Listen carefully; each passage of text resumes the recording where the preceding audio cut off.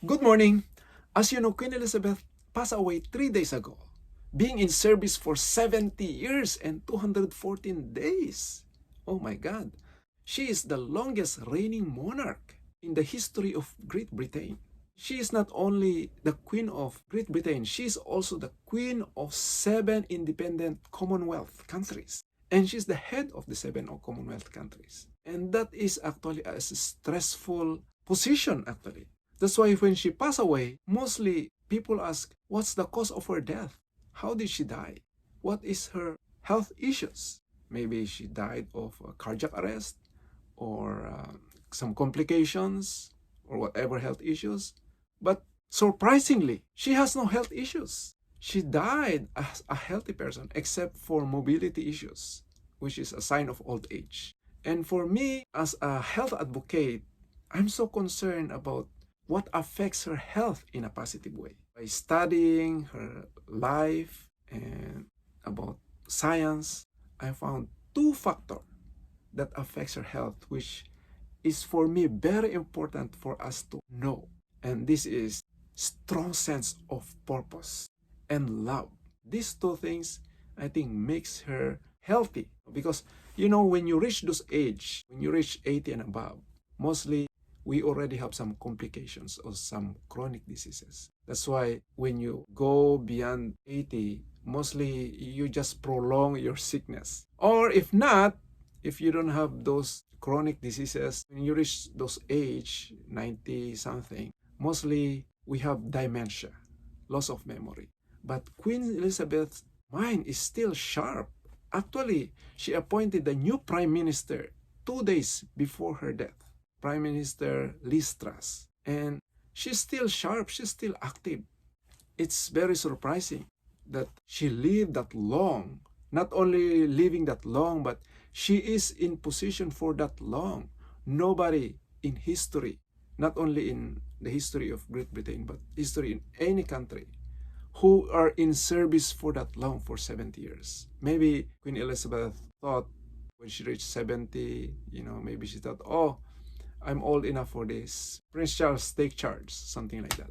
But no, she is still in position and she's still sharp. She maintained a high rating of approval, not only in Great Britain, but in some other independent Commonwealth where she is reigning at.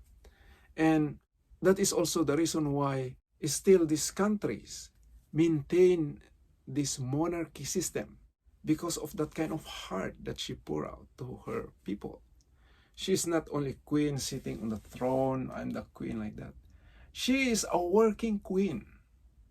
And she doesn't work only because that's her obligation. No, she has love. She is working as a parent. Everybody wants to receive love.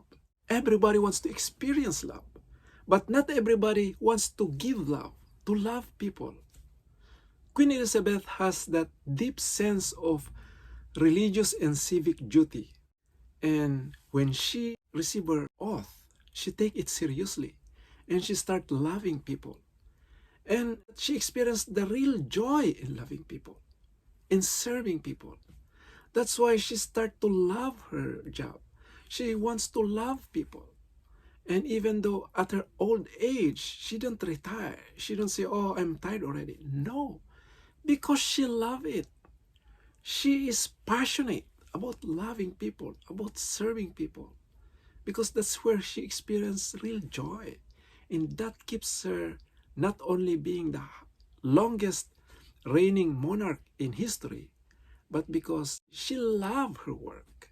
That's the secret. If you love your work, if you love your purpose, if you love serving people, that brings you good health. And I think that's the main reason why she is living long and she keep her position even up to her death. She was loved by the people. Why? Because she loved her people. So love is a very strong factor in life. If you want to live longer, you have to have that love. And you have to have that strong sense of purpose. Those blue zone regions, when they study these regions in the world where people live the longest, most of the time we are looking at their diet. what makes them live longer, what do they eat. But they found out that diet is only secondary. The main reason why they live longer is because of having that strong sense of purpose. In Okinawa, Japan, one of the blue zone regions where people live the longest, they have this so-called ikigai. The reason why you wake up in the morning. What's your purpose of living? Plan de vida in Nicoya Peninsula in Costa Rica, where people live the longest. Very important for them. Plan de vida. The reason for living. Also, Dr. Bruce Lifton said that one factor that makes you live longer is to have a sense of purpose. Every cell in your body is working hard, living and sacrificing for each other to keep you healthy. Why? Because they know you have reason to live. You have purpose. And they have no choice but to keep you healthy because you have important things to do in life. But if they cannot find any reason for you to live, there's no reason also for them to keep you healthy. So if you don't have purpose, if you just want to enjoy life, go for vacation like that, that's the shortest way to lose your life. Even any object, if there's no purpose, what we usually do, we just throw them in the garbage. So if we want to live longer, what are we doing? How are we important to the people? What's our passion? What's our contribution? That determines our purpose. And if we have that purpose, then we live longer. And also love. Love is one of the greatest factors for living longer. Even scientists prove that one. Dr. Amin Zada said, love not only helps us live more happily, but also helps us live longer. Also, scientists are finding that a sense of purpose is the key to well-being. If we want to live longer, we have to have these two things. Of course, diet is a big factor, but that is only secondary. So that's why Queen Elizabeth maintained that high rating approval. In Queen Elizabeth's Diamond Jubilee year in 2012, her approval rating is 90%. That's too high.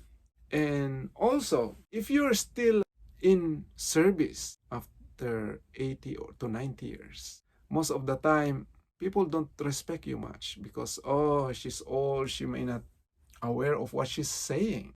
But she is well respected. They have great time. I read those testimonies by this prime minister during her time. And they have great time. They have great time with Queen Elizabeth. Prime Minister Gordon Brown said that those meetings with the Queen were always the better part of a prime minister's week. Sir Tony Blair, she's the prime minister in 1997 to 2007, he said, she has been an enduring presence of strength and stability. She was not only respected, but loved.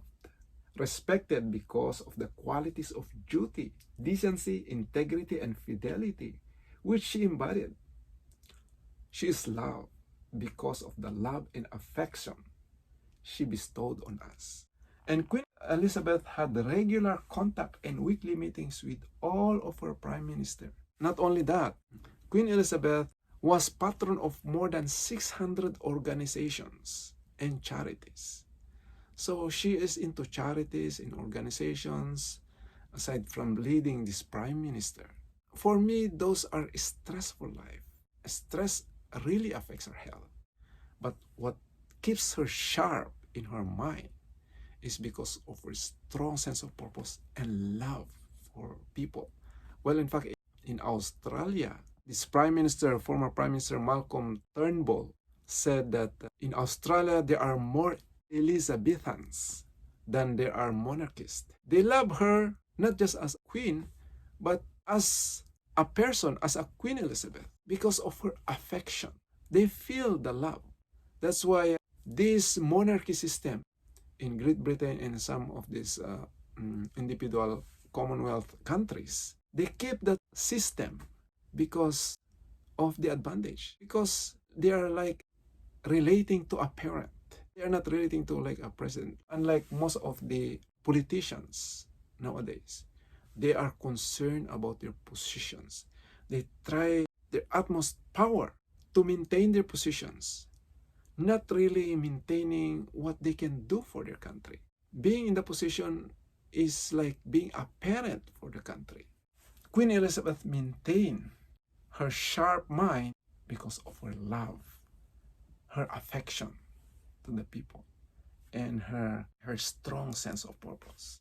She take her coronation oath seriously in 1952, and she maintained that.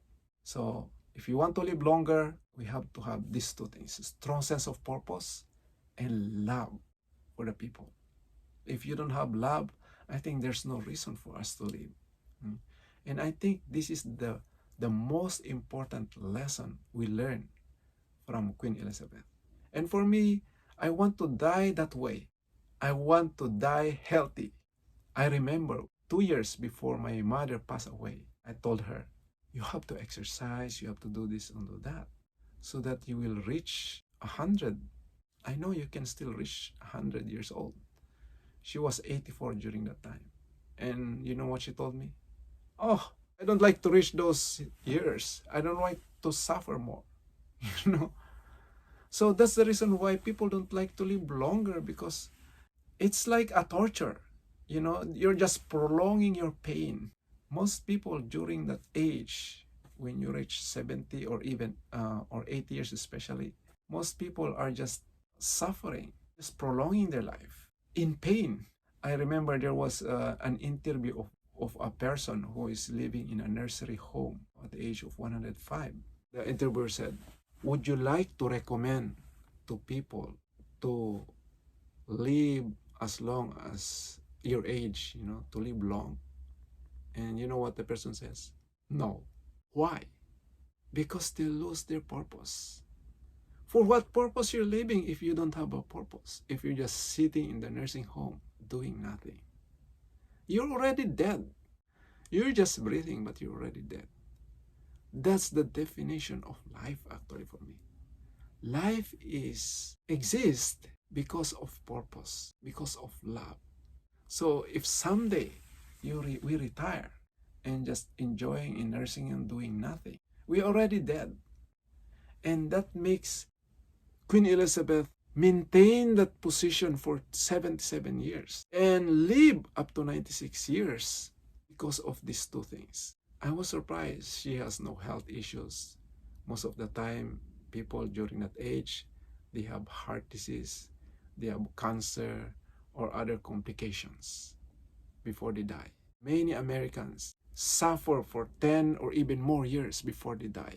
My parents suffer more than 10 years before they pass away.